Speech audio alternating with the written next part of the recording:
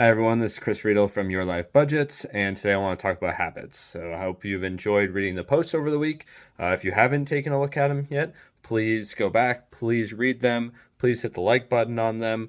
I appreciate you reading them, and hopefully, you found good information. And today, I want to kind of summarize some of that information and add some context to it. So, what are habits? So, habits are some conscious activity that your body uses to kind of conserve energy. So that's really the benefit. If you had to think about everything that you did throughout a day, then you would consume so much energy that you probably wouldn't be able to be as productive. So being able to repeat things that you've learned subconsciously is great. Your body doesn't think about them. You can focus on things that are more important. So stepping kind of back for habits. So habits are consist of a when, a what, and a why. And if anyone has read the book Power of Habit by Charles Duhigg, he talks through a trigger, a routine, and a reward. So a when, a what, and a why. And that trigger is really when you start it. The routine is what everyone recognizes from a habit, and then the reward is why are you doing this? Why are you performing this habit? There's something that's causing you to perform the habit. And for examples in my life, so I have like a negative one, which really has to deal with my alarm clock. Set I set like five different alarms every single morning because I know I'm not going to get up on the first one, because I understand that I have a habit where the alarm goes off as the trigger. My routine is to snooze my alarm, and then my reward is I get to close my eyes for another 5 minutes. To me, it sounds like a negative habit. I should just be setting an alarm at a certain time and get up right away.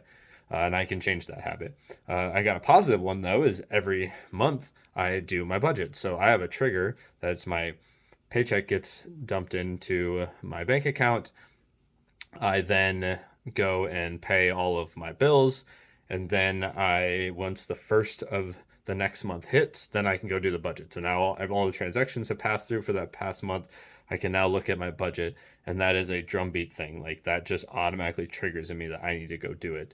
I don't have to think about it. I don't have to do all this energy to put together and make myself go do it. It's just like, boom, this happens. I need to put that on my to-do list, and then I go do it. And then there's some other things that happen in financial. So that's a big kind of financial thing, but there's also a little small purchasing habits. So whether it's you go buying coffee instead of making coffee, or whether it's you going buying lunch rather than making lunch. So understanding like what triggers you to go do that instead of make a lunch, and all those little small habits can add up.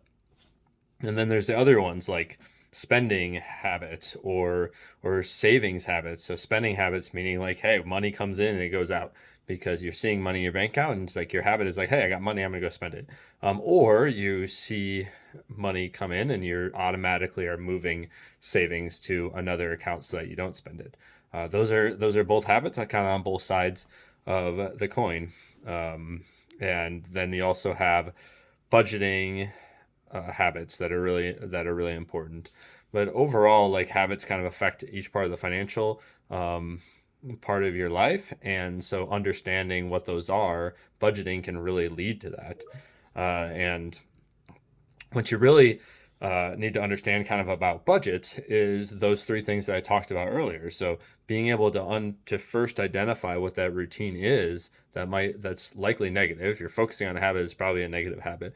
And so you understanding that routine, then understanding why are you doing that, and then being able to understand, can I change that routine to still get my why, and then understanding the trigger is really like when you can make that conscious effort to change to a different routine. So you know that the routine's how you identify it. You find the trigger when you have identified a new routine to perform, because when that trigger happens, that should be to your subconscious to tell your conscious mind that, hey, I'm going to do something else this time. Boom, the trigger happened. I'm going to go do something else. Boom, my alarm clock went off. I'm getting up. I've consciously made the predetermined decision that I'm getting up when my alarm clock goes off, and then I got to do that for a little while, and eventually I will get what I need. And maybe the why is that I feel tired. Well, I need to adjust that why somehow.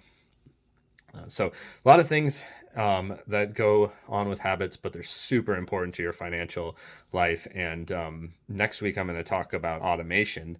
And so I want to just touch on a little bit, like automation and habits go kind of hand in hand. That automation can automate things just like your subconscious is automating things. But automation doesn't necessarily change some of your habits, and maybe you might not recognize some of your habits if you're making a lot of your financial decisions or a lot of your financial things are automated. So next week I want to talk about kind of the difference, how it can help, and how in some areas you really need to be engaged and kind of doing some manual work with your financial situation. But thank you for joining on today. Please go back, read my other posts. Please hit like on here. Please like the page, and I appreciate you jumping on, and hopefully you found this information very useful. Thank you.